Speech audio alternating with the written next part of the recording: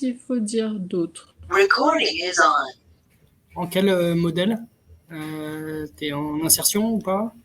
Non, Non. pour l'instant, on est tous des bénévoles, même Ok. moi. Et on prend tout sauf des meubles. Ok.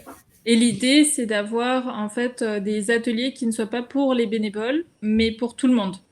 Donc en gros, toutes les choses qui arrivent un petit peu abîmées ou vraiment très abîmées sont démantelées pour faire des matériaux de récup. Et on les met dans une matériothèque, dans une salle d'atelier réservée où tout le monde peut venir faire des ateliers, réparer des trucs qui sont arrivés à la ressourcerie ou qu'ils ont chez eux, qui veulent réparer.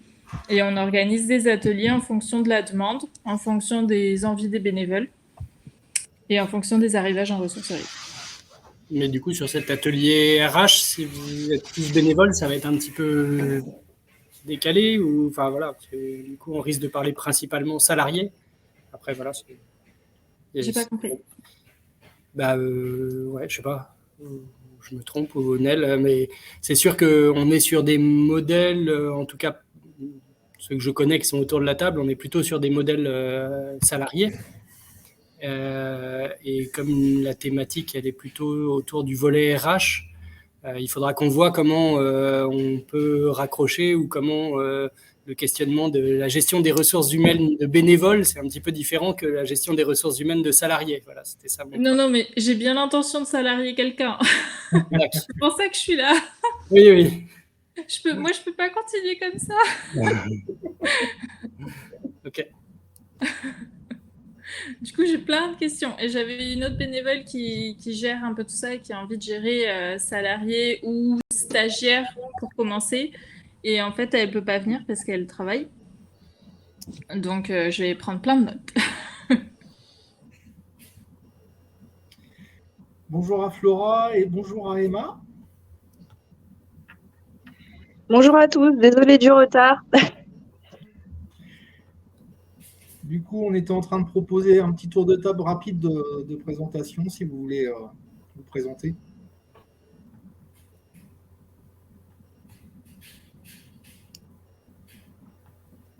Flora, Emma. Oh oui, pardon, je pensais que vous avez fait le tour de tout le monde. Pas encore, mais pas encore. Alors du coup, moi c'est Flora Bernard, je suis à la régie de quartier d'Échirolles, à côté de Grenoble. Et le projet de recyclerie est en cours, mais la recyclerie n'a pas encore ouvert. Voilà, on fait juste des braderies comme ça ponctuellement. Et voilà, et si tout va bien, qu'on a les conventionnements ACI pour la rentrée, septembre-octobre, on devrait ouvrir à ce moment-là et être un peu spécialisé dans les jeux, jouets et tout ce qui touche à l'enfance. Voilà. Et je vous mets ma caméra après, mais là, j'arrive. Ok.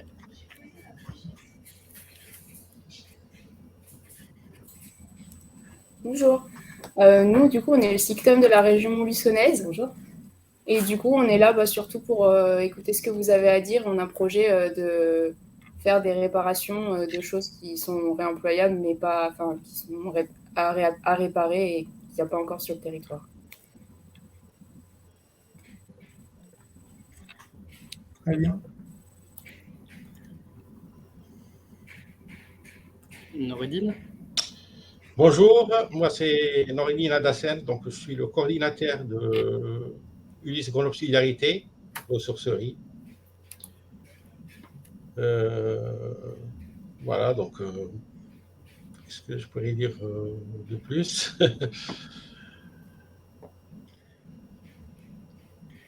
Je gère quand même une très grande équipe. J'ai 9 permanents, plus une trentaine en ETP. Voilà, donc Okay. c'est pas donc 2 boutiques, plein d'activités. Une ressourcerie bien implantée. Déjà. Comment? Une ressourcerie bien implantée déjà sur Grenoble. Bien implantée, mais il faut pousser les murs, il faut creuser le sous-sol, il faut voilà, donc c'est c'est la surface qui ne suffit pas. Étonnant, pourtant, c'est pas souvent qu'il y a des ressourceries qui ont des problèmes de place. Ça, je pense que c'est tout le monde. Hein, donc, C'est tout le monde, ouais. c'est tout le monde. Même 2000 mètres carrés, c'est insuffisant pour une ressourcerie. Voilà. Il y en a qui ça va faire bondir d'entendre ça.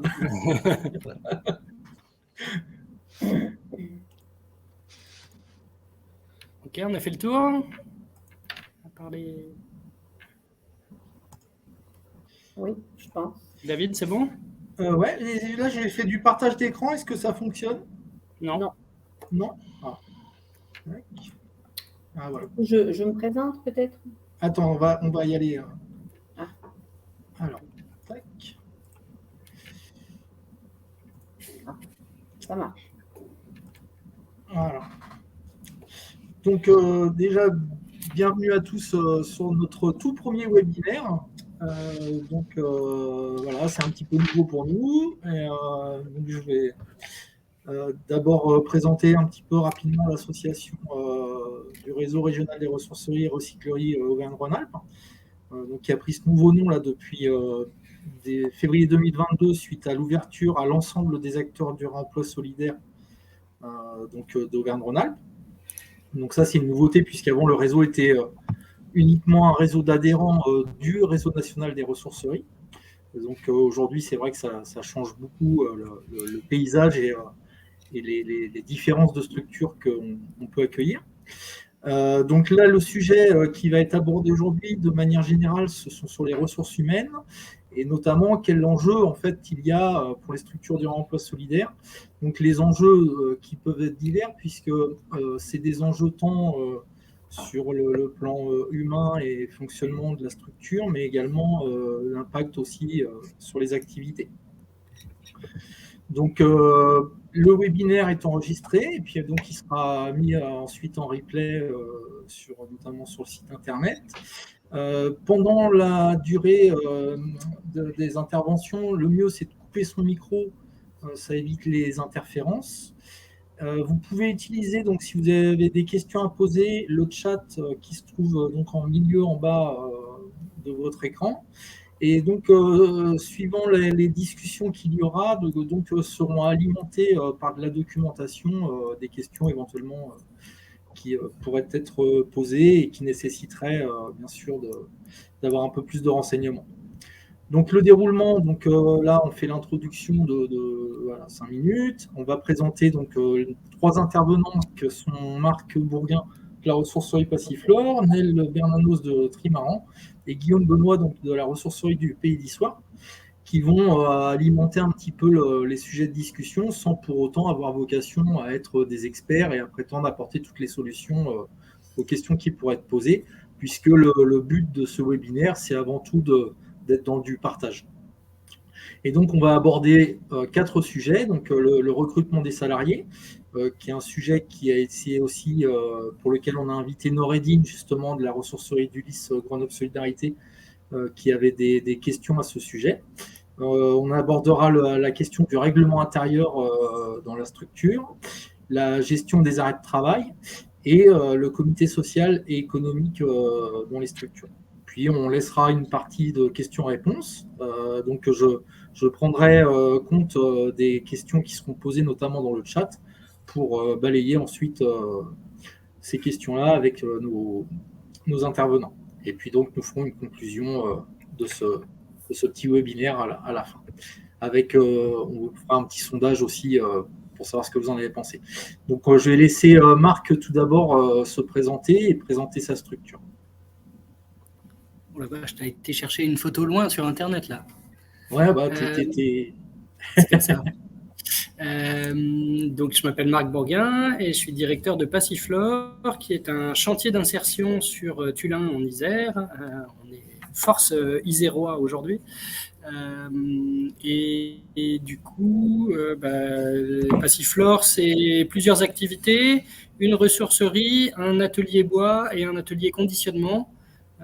sur la partie ressourcerie, recyclerie qui nous intéresse aujourd'hui. Enfin, au total, on est conventionné pour 30 équivalents temps plein. On est 8 permanents, 4 encadrants, 2 chargés d'insertion, moi et une collègue qui s'occupe plutôt de la compta et des payes. Voilà, donc 30 équivalents temps plein, 45 salariés en insertion, dont à peu près la moitié sur l'activité ressourcerie. Voilà, que dire de plus. Ça représente des contrats de combien d'heures à peu près, Marc? C'est 28 heures hebdomadaires chez nous, les contrats. C'est des DI de 7 mois. Et puis les permanents sont évidemment CDI à temps plein. Voilà. Du coup, voilà, c'est sûr, quand je vois les différentes structures, on sera plutôt sur un modèle chantier d'insertion. Mais les questions RH probablement se retrouveront sur d'autres aspects. Et c'est vrai que je pense que c'est important de préciser, voilà, pour ceux qui nous écoutent, que voilà, il y a 2 modèles en fait qu'on a identifiés, qui sont, enfin 3 du coup, si on ajoute les modèles avec bénévoles. Mais donc en effet, il y a plutôt les structures en atelier chantier d'insertion, voire en entreprise d'insertion.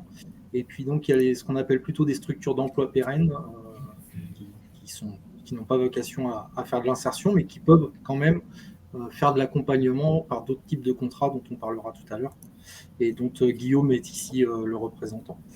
Et bien sûr, après, il y a des associations aussi de bénévoles, mais qui ne concernent pas le sujet d'aujourd'hui. On va laisser Nel se présenter. Oui, bonjour. Donc moi, je suis Nel Bernanos. Je suis la directrice de la ressourcerie Trimaran, qui est basée en Ardèche. Donc la ressourcerie Trimaran l'association existe depuis 10 ans.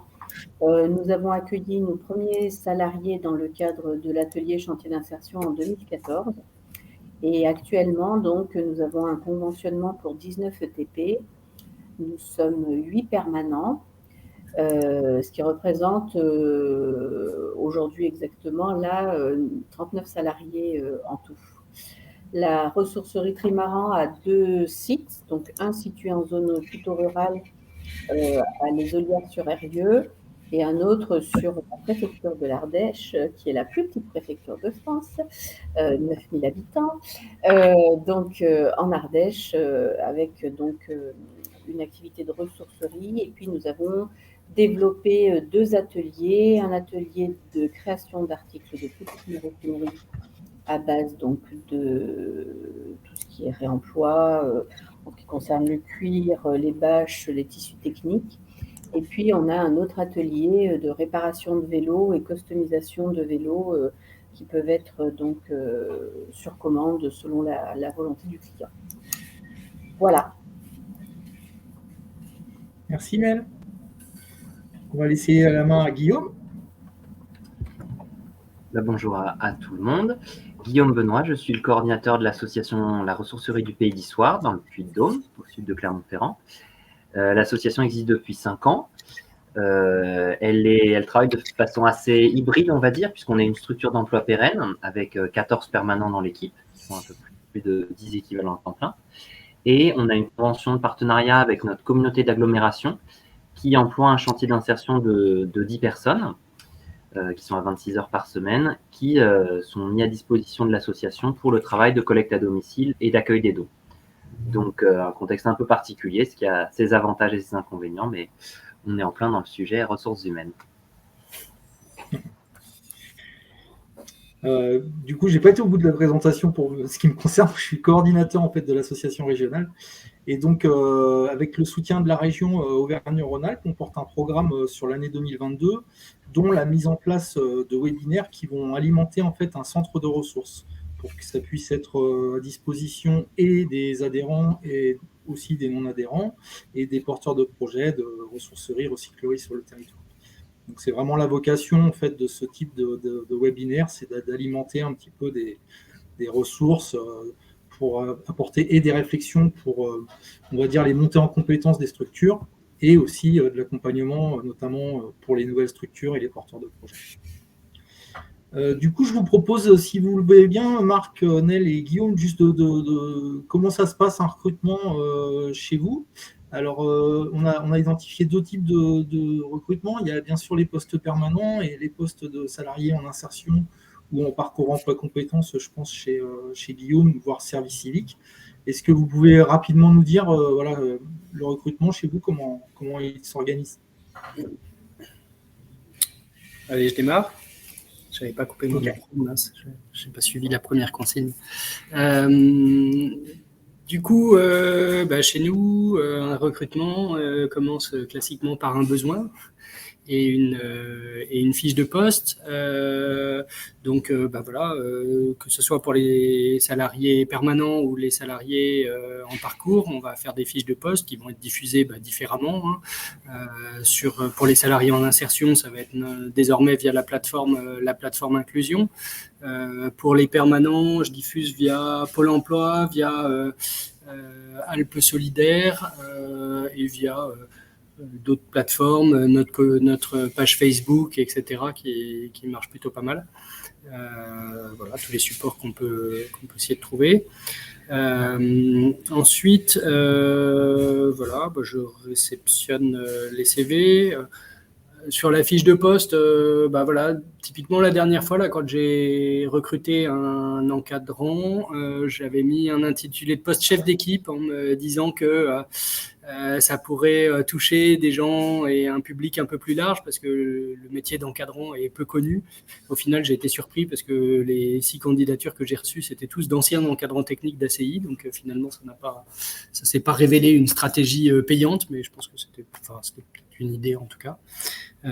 Sur les salariés, sur les recrutements des salariés en parcours, on va plutôt mettre l'accent aux prescripteurs sur les conditions de travail et sur les horaires et sur les prérequis, notamment en termes de port de charge dans l'atelier.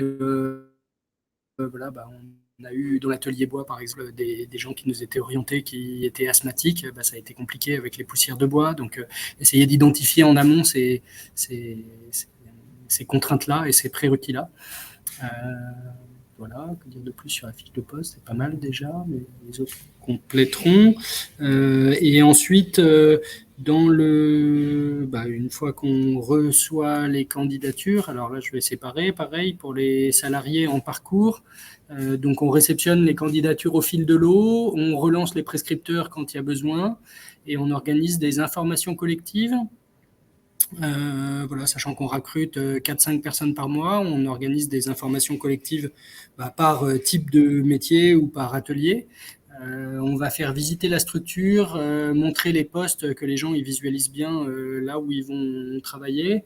On va leur expliquer le principe de Passiflore, les conditions, le CDDI, le fait qu'ici on travaille au sein de la structure, mais on travaille aussi sur son projet professionnel et ce qu'on va faire après. Et puis ensuite, on a ces informations collectives sont suivies d'entretiens individuels de recrutement qui sont animés par la chargée d'insertion, qui est celle qui organise un peu tout le processus d'infocall de recrutement, qui est en contact avec les candidats, qui leur fait le retour ensuite. Et donc, à l'entretien, il va y avoir et la chargée d'insertion et l'encadrant qui participent à l'entretien.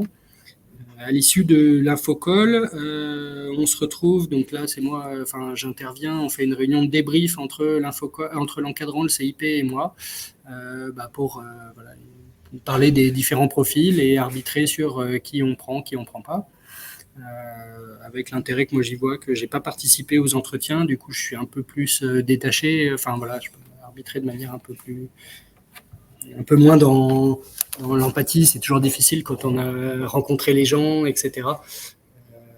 Et puis de pouvoir voir un peu les sensibilités de l'encadrant, du CIP. On a le droit de pas être d'accord ou d'avoir des sensibilités différentes. C'est intéressant qu'on puisse les exprimer à ce moment-là. Et ensuite, une fois qu'on recrute les gens, on ne les recrute pas, on fait un retour et aux salariés, et aux candidats et aux prescripteurs qui nous ont orienté les gens. Et ensuite, on a tout un processus d'intégration quand les gens arrivent. On les rappelle, on leur demande leur pointure pour leurs chaussures de sécurité, etc. Comme ça, ils ont tout prêt. Ma collègue à la partie administrative les accueille la première demi-heure pour leur représenter la structure. On a un livret d'accueil qu'on lit ensemble avec eux et amener quelques éléments de sécurité, puis toute la partie administrative, la mutuelle, etc. Leurs questions un peu techniques de salaire, d'acompte, ce genre de choses. Ensuite, ils sont accueillis sur leur poste de travail par l'encadrant technique qui va leur montrer leur poste, les principales consignes de sécurité et comment ça va fonctionner. Et ensuite, au cours de la journée, en général plutôt dans l'après-midi, une fois qu'ils ont commencé à travailler, moi je vais les recevoir pour leur faire signer leur contrat et leur lire rapidement le règlement intérieur, voilà, pour qu'on se mette d'accord dès le départ sur le cadre et les règles. Oui, ça boucle sur le sujet suivant. Voilà. Pour les salariés permanents, ça ne va pas être très différent, simplement on ne fait pas d'infocall, on fait des entretiens individuels. Mais il y a toujours cette notion de visiter la structure, de voir un peu comment on fonctionne, de s'imprégner de l'ambiance et de comment ça se passe. Merci beaucoup Marc de ce volet très détaillé du recrutement chez Faciflore. On va peut-être passer sur Nel.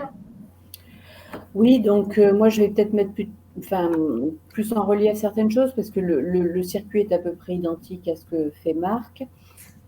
Simplement, voilà, donc nous également, on diffuse pour les salariés CDDI, on diffuse par la plateforme.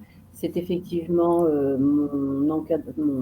la conseillère en insertion socio-professionnelle qui s'occupe de cette partie-là. On a la chance d'être juste à côté de Pôle emploi, donc du coup, les informations collectives, on les fait dans les locaux de Pôle emploi et après, les gens se déplacent chez nous. Donc ça, c'est valable pour le site de Priva. Aux Olières, il n'y a pas de Pôle emploi, donc ça se fait sur le site, en fait, sur le site lui-même.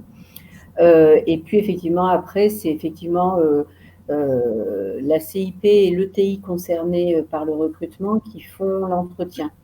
Moi, je suis très attachée à ça parce que je trouve que ça responsabilise tout le monde.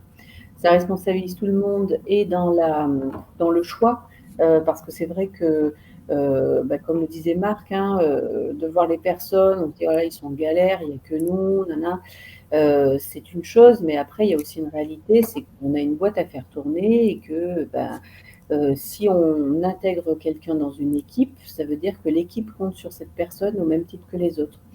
Et donc, du coup, c'est vrai que voilà, quand il y a des interrogations, des litiges, etc., moi, je reste disponible pour qu'on puisse en parler et reprendre les profils avec la TIP et le TI afin voilà, d'apporter mon éclairage qui sera beaucoup plus objectivé, j'ai envie de dire, puisque je garde en fond d'écran la nécessité de la structure d'un point de vue opérationnel.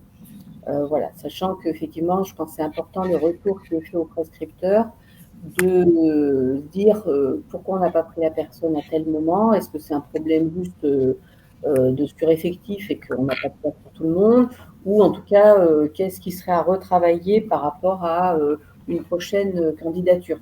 Ça, je trouve que c'est intéressant parce que du coup, on essaye quand même de continuer les parcours des personnes, même, et en tout cas de leur faire un retour, même pour les personnes que nous ne recrutons pas. Toujours l'idée de ne pas les laisser dans le vide total, quoi. Donc après, pour l'intégration, effectivement, ça se passe de la même façon. Nous, par contre, on leur désigne un tuteur, en fait, et il fonctionne en binôme avec un salarié qui est plus ancien sur la première semaine, en fait. Donc, pour visiter un petit peu l'ensemble des postes de travail. Sachant que nous, ce sont des agents polyvalents, donc ils sont amenés à passer de partout, mais naturellement, on va aller là où ils ont plus d'appétence. Donc ça peut être la boutique, ça peut être la collecte, ça peut être la valo, ça peut être le tri, ça peut être la réception, voilà. Mais on est attaché à ce que chacun des salariés ait la vision globale de la multitude des postes au sein de la ressourcerie. Et quand on le peut, c'est pas tout le temps, en tout cas sur les salariés des Olières, ils passent également tous aux ateliers, donc à l'atelier de maroquinerie, au moins pour de la découverte, et à l'atelier vélo également. L'idée, c'est de pouvoir ouvrir un petit peu leur champ des possibles. D'un point de vue administratif, nous, on a rajouté dans le cadre du contrat de travail que la recherche de parcours et d'emploi pérenne, etc., et l'accompagnement qui est mené avec Alexandra, donc notre conseillère en insertion professionnelle, fait pleinement partie du travail et que si on leur demande d'effectuer des démarches, par exemple, qui peuvent intervenir pendant le temps de travail, par exemple, c'est vraiment du temps de travail. Ça, c'était important parce que on avait beau le dire auparavant, bon, voilà. Je pense que quand les salariés arrivent chez nous, ils entendent quelque part un peu ce qu'ils ont envie d'entendre. Ils ne sont peut-être pas en capacité d'intégrer toutes les informations. Et du coup, voilà, on s'est retrouvé avec des situations un petit peu rocambolesques qui nous a amené à compléter le contrat de travail avec ces éléments. Nous, les salariés font 26 heures par semaine de travail. On est amené à faire des heures complémentaires en fonction justement des salariés qui sont en extérieur, soit en PMSMP, soit s'il y a des suspensions de contrat parce que le salarié est en train de faire une période d'essai, par exemple. Voilà. Et sur les choses un petit peu plus saillantes également, ça m'échappe. Oui, donc au niveau administratif, on leur fait signer donc un droit à l'image parce qu'on peut être amené à faire des photos, des événementiels, etc. Donc voilà, on respecte le choix, ils ne sont pas obligés de le signer, mais voilà, on sera attentif si les personnes ne signent pas le droit à l'image de ne pas les prendre en photo. Et effectivement, il y a tout un accueil, un premier accueil avec notre secrétaire qui va présenter tout ce qui est de l'ordre du social, la mutuelle, repréciser le planning de travail, la lecture du règlement intérieur et effectivement la signature du contrat également. Voilà. Et pour les permanents, on est plus sur quelque chose de classique, donc ça c'est pleinement moi qui m'en occupe. Alors parfois j'essaye de faire les recrutements avec un membre du bureau s'il est disponible. Et puis on est là plus sur des entretiens assez classiques. Et effectivement, la visite des locaux, le fait de comprendre vraiment la mission insertion, parce qu'elle n'est pas visible par tous. Et moi, ce dont je me suis rendu compte, c'est quand on a eu fait des recrutements, quel que soit le poste, ETI ou conseiller en insertion professionnelle, on a souvent des personnes qui ont une image des ressourceries avec une dimension type loisir créatif. Genre on va faire de la création, etc. Et c'est pas du tout ce qu'on fait en fait. Le fait d'être ACI implique qu'on soit vraiment très très très vigilant justement sur la partie ce pilier de fonction employeur, j'ai envie de dire. Et voilà, donc du coup, j'ai à cœur de repréciser vraiment ça et de redéfinir ce que c'est qu'un atelier chantier d'insertion et du fait de préciser nos exigences et en matière de production et de régularité, d'ouverture, l'accueil du client, etc. Et puis cette dimension insertion aussi qui est quand même très contraignante dans notre suivi de personnel. Merci beaucoup, Nel. Alors, ce qui est intéressant, c'est qu'on voit bien que même si le modèle économique est le même pour Marc et toi, Nel, bien sûr, chacun ensuite, alors il y a un cadre bien sûr qui est fixe, mais chacun ensuite fait évoluer ses outils et sa façon en fait de faire évoluer son activité professionnelle et notamment de l'insertion comme finalement avec la fibre qui l'anime. On va passer avec Guillaume qui lui va peut-être plus correspond à Elodie qui est donc sur une structure d'emploi pérenne. Oui, moi je me retrouve dans beaucoup de choses qui ont été dites juste précédemment. Je vais essayer de compléter. Donc, nous, déjà, nos méthodes de recrutement, on les a un petit peu apprises en discutant avec d'autres ressourceries, en préparant notre étude de faisabilité et puis en échangeant avec les collègues du réseau. Et on l'a affiné petit à petit depuis 5 ans. Nous, on a 2 cas de recrutement, ceux qui sont anticipés, comme disait Marc, on a un projet et on met quelque chose en place, mais aussi des recrutements qui sont un peu subis quand il y a un arrêt de travail long. On a eu le cas aussi d'une personne qu'on a licenciée pour vol, un permanent. Donc, du jour au lendemain, il a fallu lancer des procédures de recrutement. Donc, voilà, c'est des choses qui peuvent être parfois anticipées en se disant peut-être qu'aujourd'hui, j'ai pas de besoin, mais est-ce que dans nos entourages, on pense à une candidature de quelqu'un? Parfois, ça peut être des anciens bénévoles qui peuvent être intéressés par travailler plus tard si un poste se libère, donc d'avoir un petit œil prévisionnel comme ça. Et on associe toujours un membre du conseil d'administration pour les recrutements, pour les permanents. Donc, moi, je m'en occupe avec un membre du CHA à chaque fois, un ancien chef d'entreprise, donc qui apporte aussi ce côté ressources humaines. Et on essaie de temps en temps, quand le poste s'y prête, de proposer un cas pratique lors des recrutements. Il arrive parfois qu'on incite vraiment sur des savoir-être et qu'on ne demande pas forcément un diplôme pour un poste. Et dans ce cas-là, on peut être vraiment sous l'eau, on soit un nombre important, voire très très important de candidatures. Et donc, par exemple, pour des postes administratifs ou pour un poste de sensibilisation, on avait demandé un cas pratique de réaliser un bilan par rapport à des tonnages reçus, ou pour le poste de sensibilisation, de faire un cas pratique d'une animation qu'on pouvait proposer à des scolaires, et qui aide vraiment à dégrossir cette liste de candidats pour arriver à des candidatures pertinentes. Et parfois, c'est des personnes où le CV et la lettre de motivation ne donnaient pas trop envie de les recevoir, mais en fait, le concret de la candidature via le cas pratique permet d'avoir des candidats où on serait peut-être passé à côté de leur qualité parce qu'ils ont une façon de postuler qui est correcte, mais qui ne retient pas l'attention. Sur le côté polyvalent, je rejoins ce que disait Nel aussi, c'est important que tous les collègues comprennent le travail des autres. Et pour ça, le temps d'accueil, il est primordial. Donc, il y a la partie administrative où on s'est constitué une liste pour passer à côté d'aucune obligation légale et pour pouvoir faire les choses proprement, notamment sur la partie sécurité aussi et règlement intérieur. Un bon accueil, un accueil réussi, on prend le temps, ce qui veut dire aussi pour les permanents se dégager du temps lors de l'arrivée d'un nouveau collègue.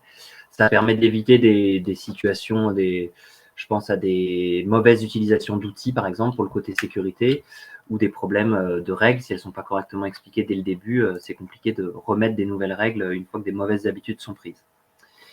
Je pense aussi à quelque chose, dans le milieu associatif, on ne peut pas toujours proposer des salaires très intéressants. Donc, ça veut dire aussi qu'on passe parfois à côté de certaines personnes qui ne sont pas prêtes à postuler dans nos structures à cause du salaire.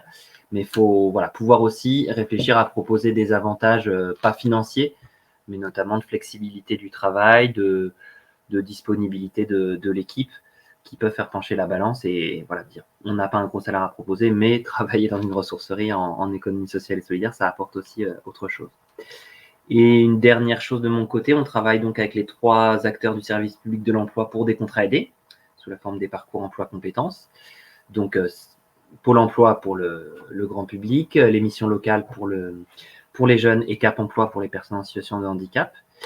Et donc, on a avec chacune de ces structures une personne en contrat aidé dans l'association. Donc, on prend toujours le temps avec eux de faire une visite de la ressourcerie pour établir le poste, notamment sur le côté handicap où il faut être sûr qu'il n'y ait pas de contre-indication à la pratique du métier. Et ils nous proposent toujours de passer par une immersion, donc une PMSMP, pour que la personne qu'on retient après des entretiens puisse se tester, être sûr à la fois que ça lui correspond, que ça nous correspond à nous, pour être sûr qu'on ne fait pas de mauvais choix dans le recrutement. Et il arrive régulièrement que ces personnes en contrat aidé soient des anciennes personnes qui ont eu un contrat d'insertion. Et donc, l'étape d'après de leur insertion, justement, c'est un contrat aidé. Et il est arrivé d'ailleurs que des personnes qui sont passées par le chantier d'insertion, puis en contrat aidé, soient embauchées à la suite en permanent. Donc, c'est un beau parcours aussi d'intégration. Et ça permet aussi d'avoir des personnes qui sont très reconnaissantes et qui travaillent vraiment bien à la ressourcerie parce qu'elles se sentent vraiment valorisées. Et par rapport à ces contrats aidés, donc on s'engage vis-à-vis de Pôle emploi, Mission locale et Cap emploi à recevoir plutôt beaucoup de candidats parce que pour certaines personnes, c'est un vrai exercice de faire des entretiens et ils savent qu'en les envoyant à la ressourcerie, ils seront bien reçus et qu'on prendra le temps de débriefer, justement, comme le disait Nel, sur pourquoi on ne les a pas retenus. Et souvent, pour les personnes qui sont en entretien, ça se passe parfois très mal parce qu'ils ne sont pas du tout préparés, qu'ils sont très stressés. c'est parfois leur premier entretien depuis assez longtemps. Et on sait que c'est notre rôle aussi de prendre le temps de faire ces entretiens pour leur redonner confiance, même si on ne va pas les recruter à la fin.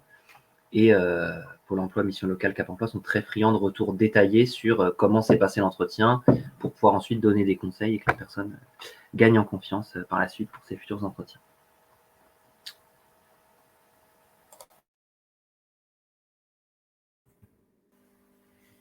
Merci beaucoup Guillaume pour ton témoignage. Du coup, on va passer la main à Noureddine, puisque Noureddine souhaitait nous faire part, lui, d'éventuelles difficultés qu'il pouvait rencontrer dans sa structure, notamment sur les prescripteurs avec les gens proposés pour les parcours d'insertion, et du coup, si les autres structures peuvent éventuellement échanger sur le sujet, et voir comment on peut opérer par rapport à cette situation que va nous présenter Noureddine. Ouais. Avant de commencer, c'était juste pour le recrutement des salariés, des permanents. Donc, c'est la même chose, presque la même chose. Ce que nous, on a détaché un petit peu il y a la demande qui part sur la plateforme inclusion et tout ça. Et puis, il y a le pôle RH. Donc, on a quelqu'un qui s'occupera de tout. Et c'est lui qui va recevoir, qui va accueillir et tout. Et derrière, donc, l'entretien, donc, on les convoque à l'infocall, puis l'entretien individuel. Pour qu'on a enlevé ça au chargé d'insertion, c'est pour qu'ils aient beaucoup plus de temps pour aller chercher dans les entreprises, les relations entreprises et tout ça. Voilà. Bon, le sujet de recrutement des salariés en parcours. Nous, en ce moment, on trouve un problème de recrutement.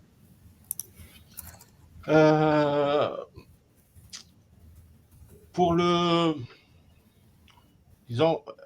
les manutentionnaires.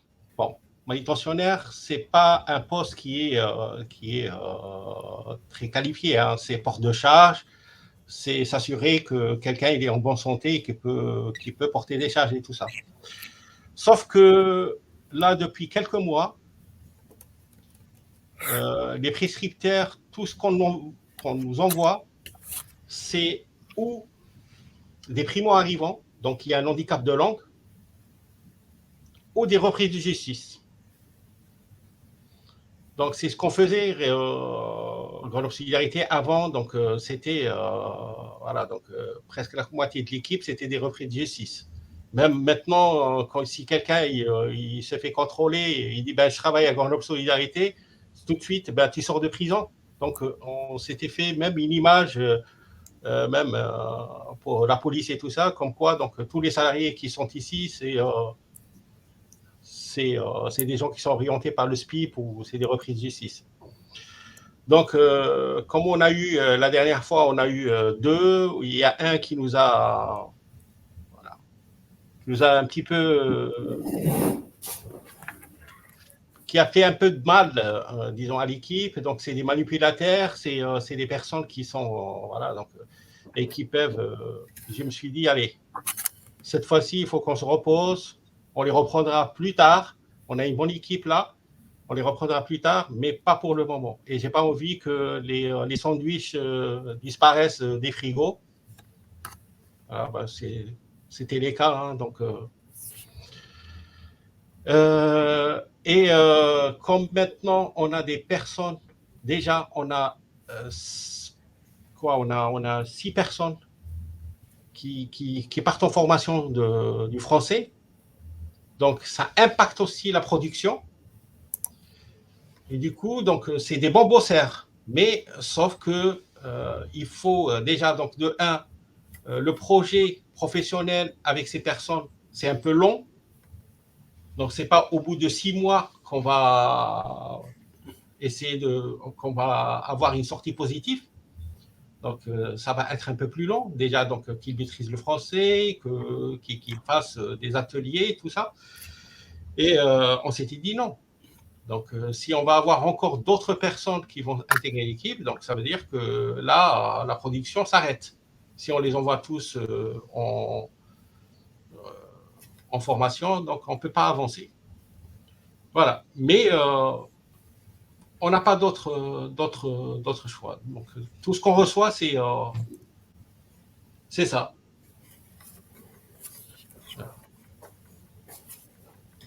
Et du coup, ça a amené la question justement de savoir, voilà, est-ce qu'on peut accueillir tout le monde? Est-ce qu'on est obligé de faire des choix dans la structure? Et parce que, comme on l'a vu, en fait, voilà, il y a un impact et économique et organisationnel des activités.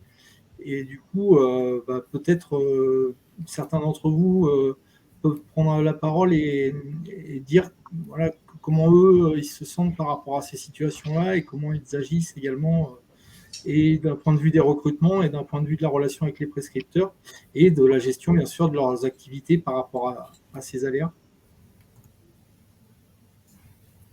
Donc, je veux bien donner quelques éléments. Voilà, donc nous, sans être dans une situation similaire, nous, on n'a pas de problème d'orientation du tout. Mais par contre, c'était un peu l'effet inverse, c'est-à-dire qu'on a eu beaucoup d'orientation, ce qui a ce qui a demandé beaucoup de temps à la conseillère en insertion professionnelle. Et du coup, pour pallier à ça, en fait, on avait un stagiaire et on a proposé au stagiaire de travailler là-dessus. Donc, de réaliser en fait un petit PowerPoint qu'on est allé présenter aux équipes, notamment aux équipes de Pôle emploi, qui était notre principal orientateur, pour qu'ils se rendent compte un petit peu des situations de travail dans lesquelles se retrouveront les candidats. Parce qu'en fait, c'est vrai que je pense que d'un point de vue d'un agent Pôle emploi ou d'un conseiller mission locale, on fait partie d'un paysage, mais ils ne savent pas forcément ce qu'on fait et l'adéquation, en tout cas les exigences, les nécessités qu'il y a sur certains profils.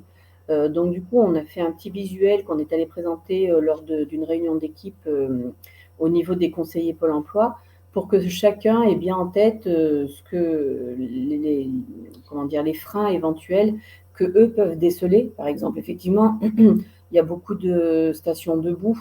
Donc, pour les personnes qui ont des difficultés soit de dos, soit au niveau des jambes, sans que ce soit un handicap ou parfois avec un handicap, c'est sûr que c'est des personnes, ça va être très difficile pour nous de pouvoir les intégrer.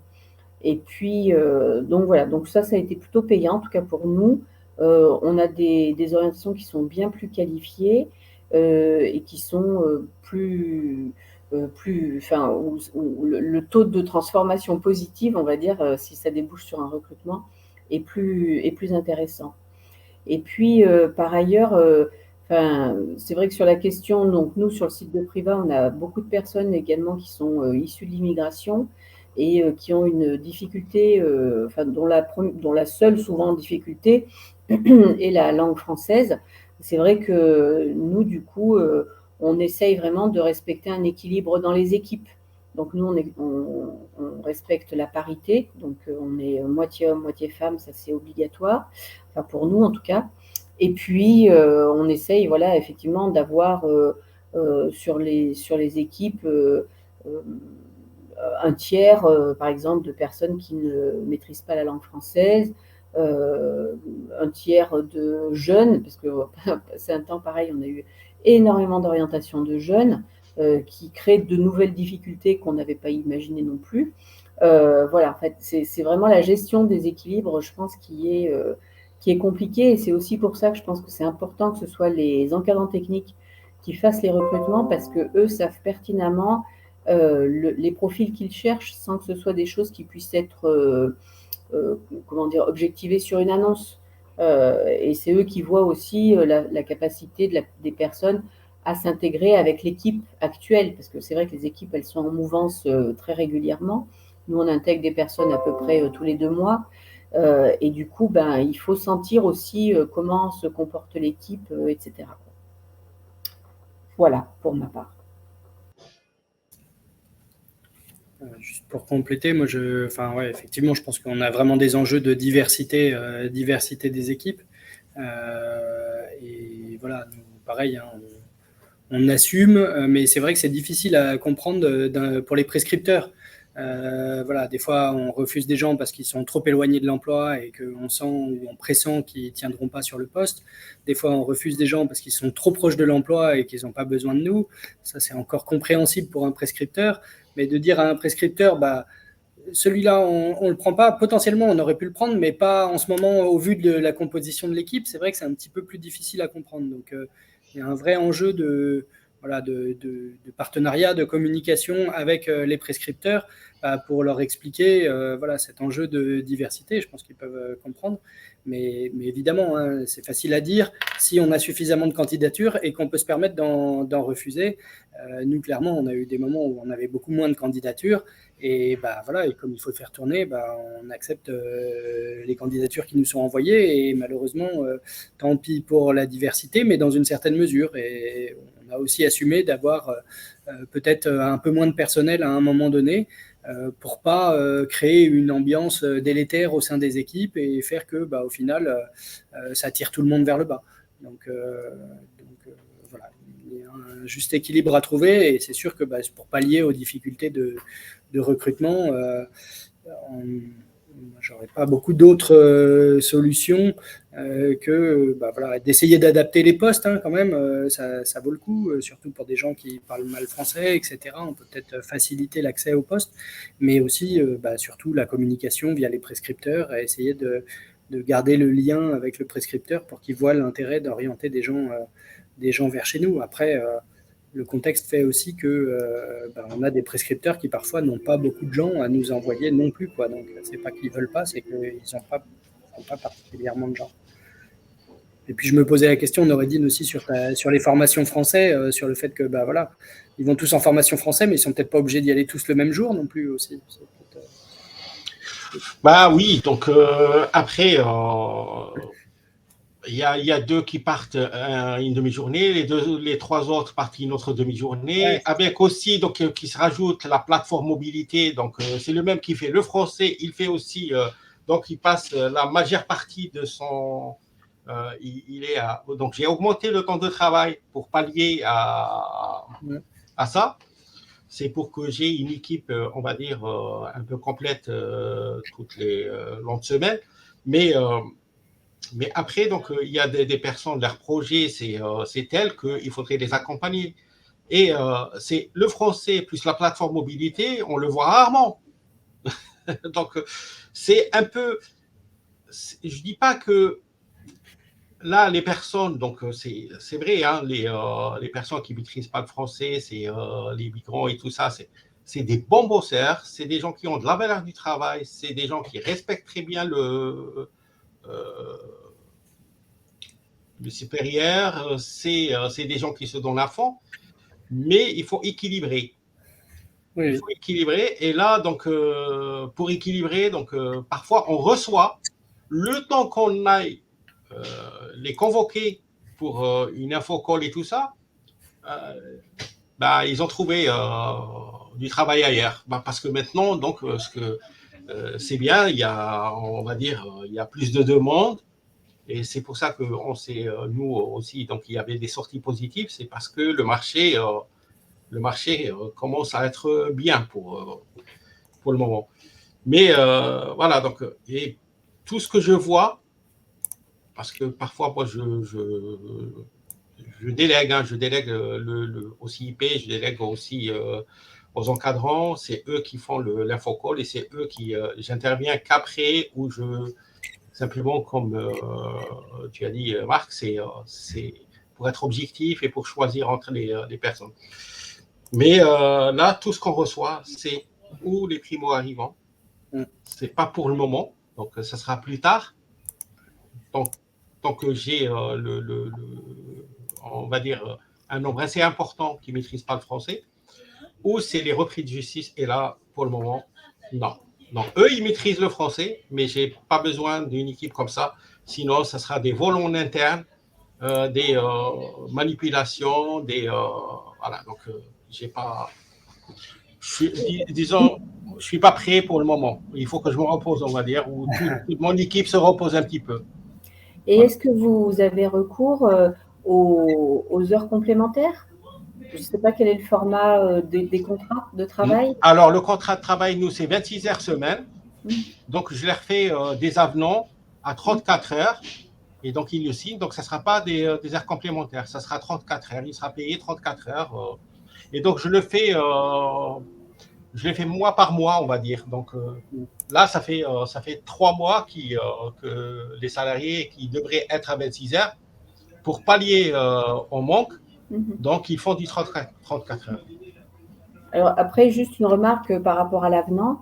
En tout cas, nous, là, on est vraiment dans la bidouille, hein, mais un avenant, c'est ce qui est valable sur le contrat de travail. C'est-à-dire qu'après, on ne peut pas diminuer les heures et revenir au contrat initial. Donc, nous, on fait des heures complémentaires. Donc, on demande aux salariés s'ils sont OK pour faire des heures complémentaires.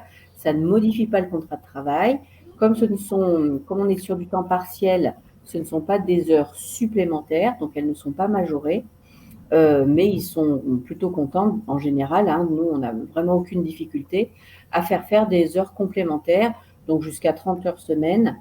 C'est arrivé jusqu'à 35 heures de temps en temps, mais sans signature de l'avenant. Parce que l'avenant, en fait, prend le pas sur le contrat initial et on ne peut pas revenir au volume initial.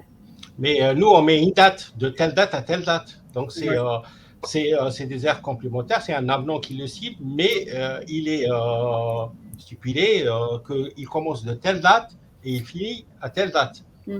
Voilà, donc, et puis, donc, après, ils ne sont pas tous, hein, donc il y a certains, on a un jeune, donc il ne veut pas augmenter le temps de travail parce qu'il est à la recherche, on va dire, il est motivé, tout ça.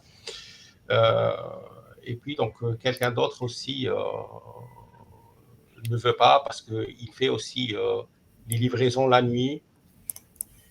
Voilà, donc, ce qui fait que eux, ils sont j'en ai 3 qui restent à 26 heures, mais les autres, ils sont tous à 34 heures. Bon, pas 35 heures, parce que si c'est 35 heures, ça veut dire que donc, c'est un peu comme si c'était un CDI. Mais tant qu'on ne touche pas à 35 heures, je reste à 34 heures seulement. Voilà, donc 34 heures, c'est mi-temps, on va dire. C'est pas temps plein. J'ai la même pratique que Noureddine, hein. On fait des avenants. Je viens de regarder les heures complémentaires. Là, je vous ai mis dans le commentaire le cadre des heures complémentaires. Merci, notre procédure a été validée par notre direct.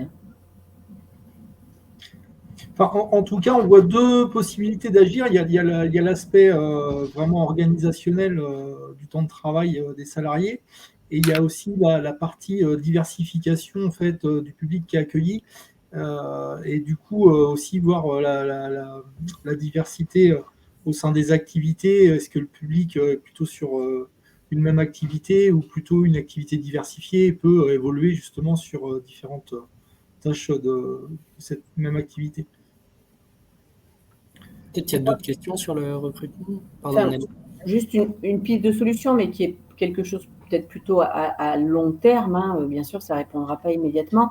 Mais voilà, Nordine, vous parlez beaucoup des orientations SPIP ou primo-arrivants, mais est-ce qu'il y a un lien qui est fait avec Pôle emploi? En général, les pôles emploi ont un service IAE dédié. Est-ce qu'il n'y a pas à reprendre attache un petit peu avec eux pour leur dire vos besoins, les nécessités, les profils de poste, etc. Idem pour les missions locales. C'est vrai qu'avec la plateforme, on a plus de prescripteurs, des prescripteurs qui ne sont pas souvent, enfin en tout cas au-delà des prescripteurs historiques, on se rend compte qu'il y a des prescripteurs qui ne savent pas du tout ce qu'on fait. Ça vaut peut-être le coup de mener une action en ce sens. C'est en cours.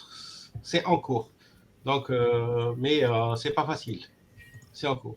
Parce que si on voit le prescripteur qui envoie une personne sur différents postes, parce que nous, on va dire, on a les valoristes, on a agent du quai, on a agent du tri, on a manutentionnaire, on a vendeur, vendeuse et puis donc équipement maison. Donc, il y a différents postes. Mais si on voit la même prescripteur qui envoie pour la même personne sur toutes les postes, c'est que il veut simplement le caser. Voilà. Donc, c'est...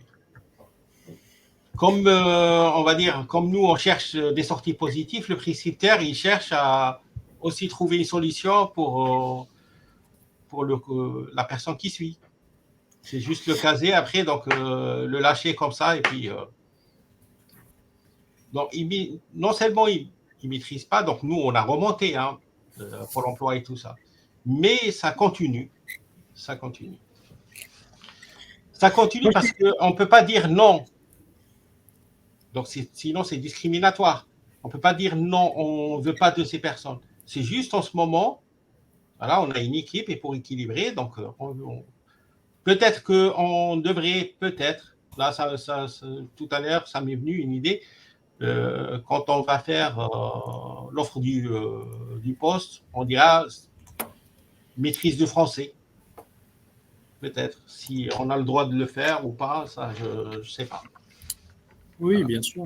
Oui, donc, comme on l'a fait hein, aussi pour le valoriste, on avait besoin que quelqu'un qui conduit, au moins qu'il dépose le camion le matin, parce qu'on a un point qu'on appelle le point d'apport volontaire, et donc on a demandé le permis. Et on a changé un petit peu l'intitulé du poste, et là on a reçu quelqu'un. De toute façon, je pense qu'on garde quand même, même le fait d'être atelier chantier d'insertion, moi j'explique beaucoup ça aux équipes de permanents, on est la première marche vers l'emploi durable. Et du coup, pour pouvoir monter cette marche-là, il faut qu'il y ait quand même un travail en amont qui ait été fait. Et nous, je sais que ça nous est arrivé aussi de refuser des personnes qui ne maîtrisaient pas du tout le français, mais justement en ayant la peur que les consignes de sécurité ne soient pas comprises et du coup ne soient pas respectées. Et ça a été tout à fait compris par les orientateurs. C'est pas de la discrimination, c'est que nous avons un besoin pour fonctionner. Parfois, ce besoin, il est absorbé parce qu'il y a une équipe qui est d'aplomb et que du coup, si on a une personne, sur laquelle on va porter plus de vigilance, ça peut passer. Et puis parfois, ça n'est pas possible. Et je pense que ça, c'est des choses qui sont complètement à expliquer. Enfin, c'est pas parce qu'on fait de l'insertion qu'il faut accepter tous les profils. En tout cas, nous, c'est pas notre pratique. Ah oui, bon. Il y a des priorités, oui, donc, voilà, des priorités de santé, il y a des priorités de langue. Le Pôle emploi ou d'autres prescripteurs devaient, au lieu de passer directement à ça, avant ça, il y a d'autres ateliers qui devraient se faire avant. Mais voilà. Peut-être il y a vraiment une question de positionnement aussi de la structure. Moi, j'étais surpris en fait par rapport aux prescripteurs. La question que j'avais envie de vous poser, c'est que vous dites qu'ils ne connaissent pas forcément bien notre métier, les structures également. Ça veut dire qu'ils changent souvent les personnes qui sont en charge justement des recrutements pour les structures? À Pôle emploi, ils font rarement des réorganisations, pour ne pas dire qu'ils sont en réorganisation permanente chez nous. Et du coup, oui, ça change régulièrement. Hein. Et puis après, le renouvellement naturel des équipes fait que ça change, que les gens changent, que les personnes changent. Et que du coup, après, j'imagine que ça dépend des territoires, hein, et puis ça dépend des prescripteurs. Mais à Pôle emploi, ça me semble un peu symptomatique. D'accord. Et puis après, il y a tous les nouveaux prescripteurs aussi, hein, qu'on connaît peu, mal, voilà, et vers lesquels on a tout intérêt à essayer d'aller, quoi. Nous, on a eu toute une action auprès des CCAS pour essayer de se rapprocher aussi des CCAS et communiquer là-dessus, sur les postes qu'on pouvait proposer. D'accord. Et donc, il y a aussi une dynamique à aller de l'avant et un petit peu aussi discuter de quel type de profil vous auriez besoin dans vos structures. J'avais envie de demander à Guillaume si, malgré qu'il ne soit pas en atelier chantier d'insertion, mais il travaille aussi avec des personnes en insertion. Si voilà, ça fait partie aussi des problématiques qui peuvent être rencontrées, si ça a un impact aussi sur l'activité de la ressourcerie du Pays d'Issoire. Comment c'est vécu à la ressourcerie du Pays d'Issoire? Oui, ça fait complètement partie de choses qui ont un impact sur notre activité. Dans ce qui a été dit, on a les mêmes problèmes, effectivement, là, ce qui vient d'être dit sur les liens avec Pôle emploi où les interlocuteurs changent régulièrement et c'est vraiment primordial d'avoir une bonne relation avec eux et de s'assurer qu'ils comprennent bien nos métiers. Donc ça passe, nous on leur propose régulièrement de venir visiter les locaux de la ressourcerie quand il y a des nouveaux interlocuteurs, une nouvelle direction. Et je pense tout à l'heure, voilà, vous avez parlé de la partie apprentissage du français qui pouvait être un frein du coup à l'embauche. Ça, on le trouve aussi ici. Et effectivement, parfois, les cours de français sont pour tout le monde le même jour et ça fait que d'un seul coup, il y a 4 personnes qui ne sont pas là.